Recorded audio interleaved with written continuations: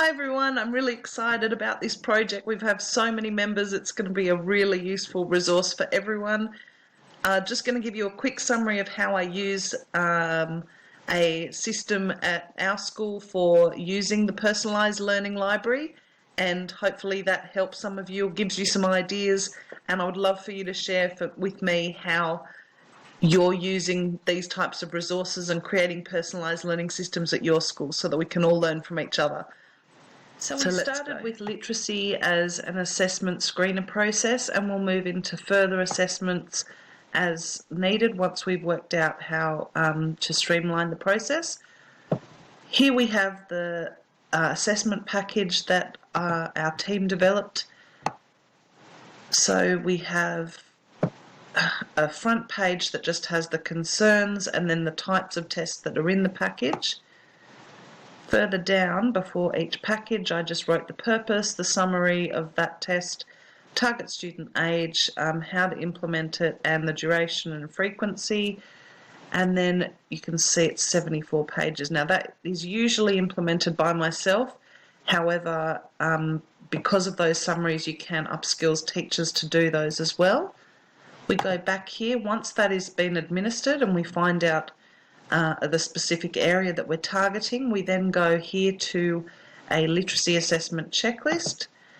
This is just for the learning support team so that we have an idea of the raw data for that student.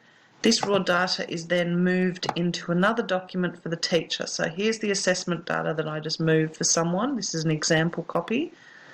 And then up the top is just the data analysis. So the teacher might not be able to analyse that data, so here's the data analysis for them. What that actually means, it means that student is reading this far behind age expectations, etc. Further down are some recommendations based on that assessment and that analysis. This is what needs to happen. And then here we're looking at daily independent learning routines. Now this might be a structured work system. You might put these into literacy rotations or part of your classroom program, however you decide to do it.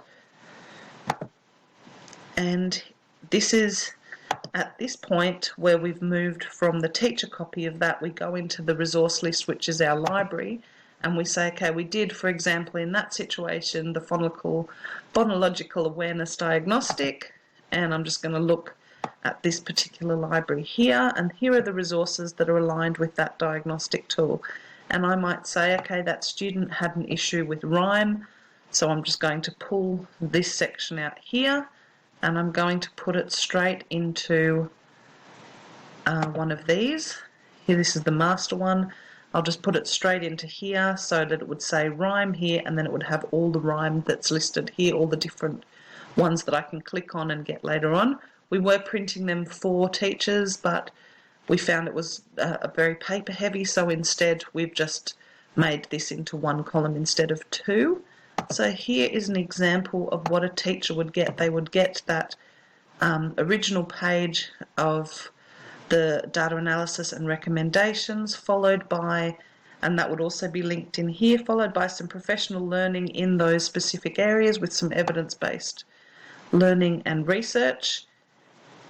Then here would be a list of all the areas of need that would target the particular SMART goals that they're working on, and where to next when the above has been achieved. For the next goals, where to next. As you can see with that type of library, you can also use that very easily for classroom programming, because you just move all of those resources straight into your program here, and the same if you're doing small group interventions. You would just have the area of need here, and you would have put the resources straight in here. So that essentially is the documentation of your program, but you can just click on each of those resources to get the actual resource.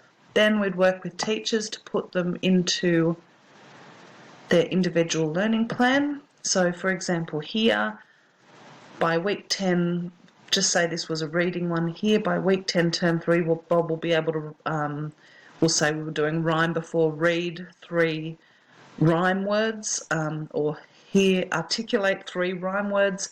He will do this on 3 separate occasions, and then in this bit it would be something along personalised daily 5 reading activities, or structured work system, however it is that we chose to implement that within the context.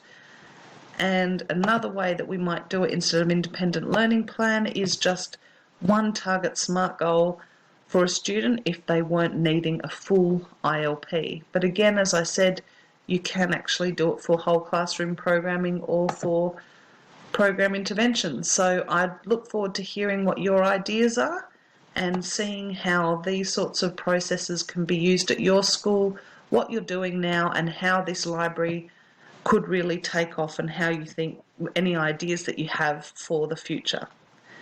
I look forward to hearing them all.